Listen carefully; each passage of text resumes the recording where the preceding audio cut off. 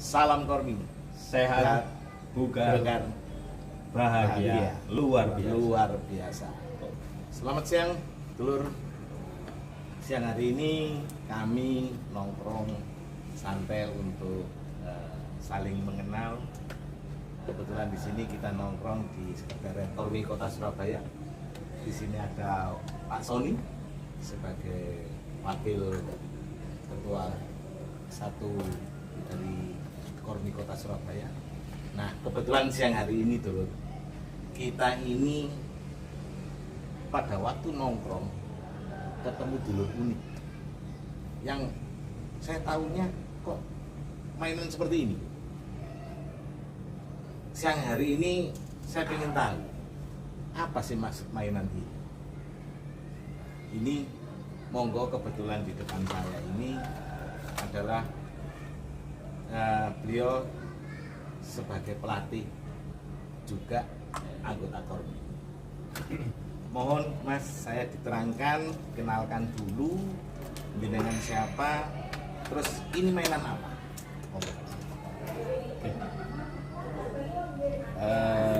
Sebenarnya ini mainan jadul.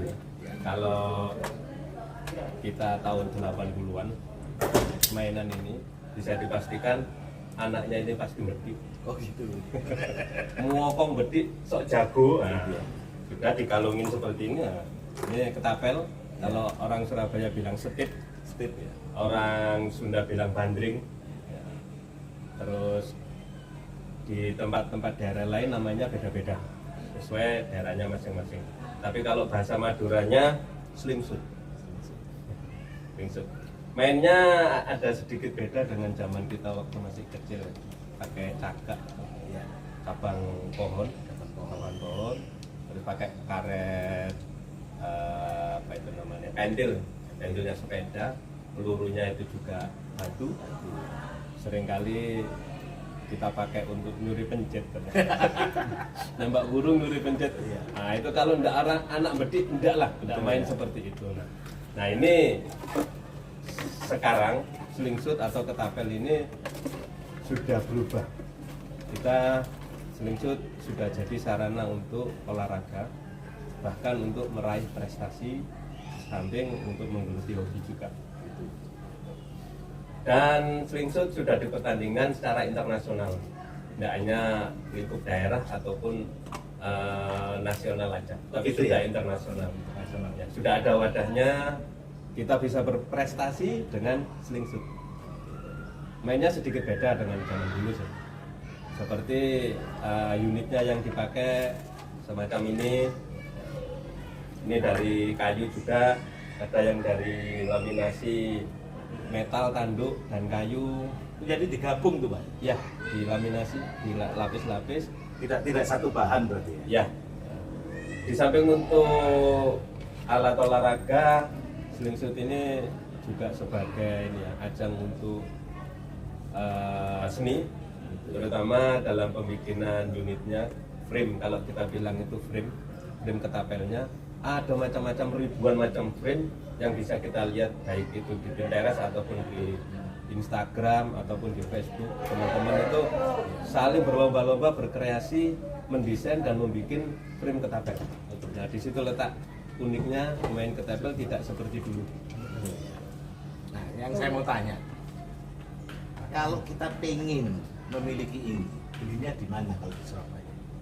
Selain online shop juga banyak yang jual, kita juga bisa beli langsung di maker-maker di Indonesia. Banyak maker Indonesia yang jadi basmu, seperti ada Minsimo, Pak Edi,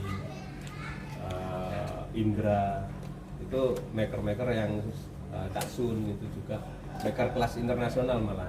Gitu ya, produk-produknya sering sering dijual ke luar negeri.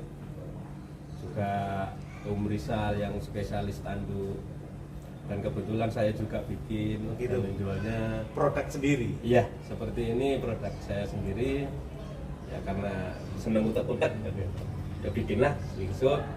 Ya memang ini hobi saya juga waktu masih kecil. Ya alhamdulillah, meskipun begitu saya bukan termasuk orang yang bedik. Cuman sedikit nakal aja begitu. Ya seperti mengenang masa waktu masih kecil. Nah ini kita kembangkan slingshoot ini jadi cabur yang bisa berbicara di ranah internasional.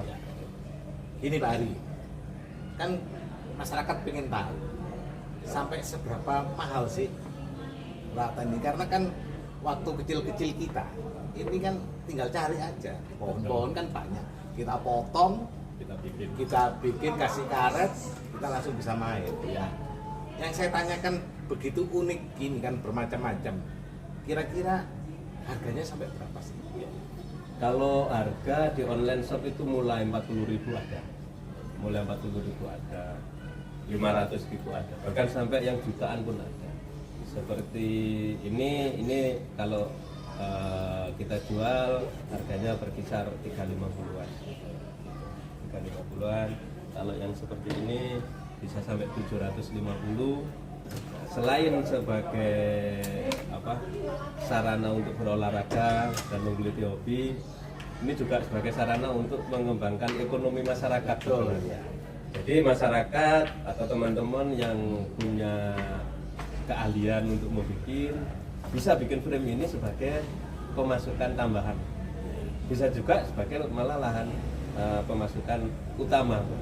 Seperti Om Rizal itu, dia slingshoot itu sudah menjadi istilahnya ladangnya untuk kebutuhan keluarga sehari-hari, dia pakai slingshoot. Sekarang kalau kita pengen latihan dan gabung di permainan ini, gimana caranya?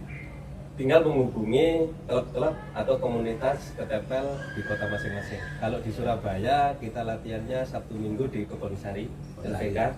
Itu jam berapa itu? Sabtu Minggu habis asar. Nah, insya Allah nanti ada venue baru yang mau kita garap. Kita pengen menghimpun seluruh slingshooter, seluruh slingshooter Surabaya latihan bersama di situ. Ini masih merintis, mudah-mudahan dimudahkan Allah untuk membuat venue itu. Nah, saya tertariknya ini kan, kami ini dari Senopati. Senopati itu sepeda kuno patriot sejati. Senengnya barang kuno-kuno dan antik-antik. Nah, begitu saya melihat ini, begitu unik, begitu nilai seninya ada. Kira-kira kalau teman-teman mau borong gitu ada potongan? Mungkin bisa dipotong habis. Gitu ya. Wah, terima kasih Pak. Habis, nggak ada frame ya. Jadi pengikatnya nggak ada, kan habis. Enggak, kita aja dianggap guyon. Iya. Gitu ya. Saya tertarik karena ini unik, ya. Nilai seninya tinggi. Nah, ini yang saya mau tanyakan ke Pak Sony. Gimana Pak? Kok bisa tertarik dengan alat ini? Apakah rayuan dari Pak Hari? Kenapa? Gendam. Ya, jadi gini Pak Amir, sesuai tugas pokok dari Kormi, dalam hal ini khususnya Kormi Kota Surabaya, Kormi ini kan sebagai wadah ya, penaunya induk organisasi olahraga masyarakat yang ada di Kota Surabaya. Nah, salah satunya itu adalah olahraga tradisional. Dalam hal ini adalah permainan ketapel.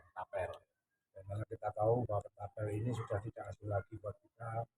Kita juga ingin memasyarakatkan lagi bahwa olahraga ini adalah olahraga yang murah, menyehatkan, ya, dan mudah. Artinya semua masyarakat bisa melakukan itu. Mohon maaf, mungkin bisa jadi ini sebagai alat penjaga diri. Ya, Mungkin pada waktu kita nongkrong ada suatu hal yang tidak kita inginkan, ada tidak kriminal, mungkin ini bisa difungsikan untuk ketapel orang itu, sehingga jenengan selalu bawa ini. ya sebetulnya kita tidak berharap seperti itu. Iya. Hanya lebih simpelnya bahwa ketapel ini kan sebuah alat yang selalu menjadi orang itu menjadi tertarik untuk melihat. Coba sih, ketapel. Oh, itu ketapel kan? Cara duluan ya apa? Nah, ini kalau orang bilang ini alat provokatif. Jadi semua orang itu pasti tertarik untuk melihat. Apalagi ada adanya maker-maker lokal Indonesia yang bisa membuat dengan berbagai seninya itu menjadi sesuatu hal yang unik gitu loh. Tapi yang pasti bahwasanya olahraga ini betul-betul olahraga yang murah, mudah, dan menjangkau. Waalaikumsalam. Iya, Bang. Waalaikumsalam. Ya inilah karena cangkruan, jadi kita teman-teman ini suasana cangkruan. Memang ini kita tidak ada pembatas sehingga kita ya mondar-mandir seperti ini. Jadi memang kegiatan di Kormi ini silaturahminya bagus. Jadi kami tadi sudah nongkrong bertiga, sudah dapat wawasan dari Pak Hari dan Pak Sony. Ketapel ini bagaimana, sudah banyak. Monggo dulur kalau ingin berminat bermain ketapel, kalau kesulitan cari Mas Hari, Pak Hari, bisa langsung ke kantor Kormi. Nanti dari pengurus Kormi akan membantu menyalurkan ke Pak Hari untuk membina jenengan, membina adik-adik, mas-mas, bapak-bapak, dan ibu-ibu boleh ya? Boleh. Ibu juga boleh. Kita main bersama, kita senang bersama, karena pusat kesehatan adalah letaknya di hati. Kalau hati kita senang, insya Allah semua kegiatan-kegiatan itu bisa tercover dan jiwa kita akan sehat. Tidak cuma itu, Pak Mir. Gitu. Jadi untuk permainan ketapel ini memang sudah diperlombakan, dipertandingkan sampai ke tingkat nasional. Dan internasional pun juga sudah dipertandingkan. Kemarin Kormi Kota Surabaya juga memberangkatkan para atletnya, salah satunya atlet ketapel untuk berlaga di Kornas Palembang. Ya. Nah, kita ke depan berharap untuk persiapan Kornas ke-7 di Jawa Barat, kita berharap banyak bisa mendapatkan bibit-bibit baru lagi. Yang kedepannya kita berharapkan nanti muncul bibit-bibit baru yang nanti bisa mendominasi di tingkat nasional. Itu lah.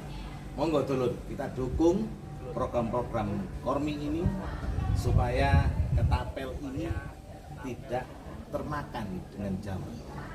Sehingga adik-adik kita, generasi-generasi kita tidak selalu hanya mainan gadget.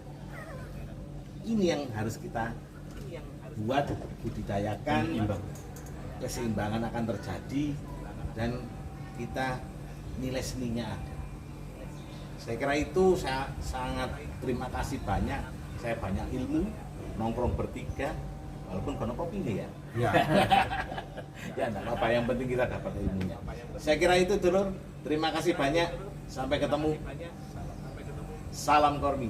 Sehat, bugar, bahagia, luar biasa.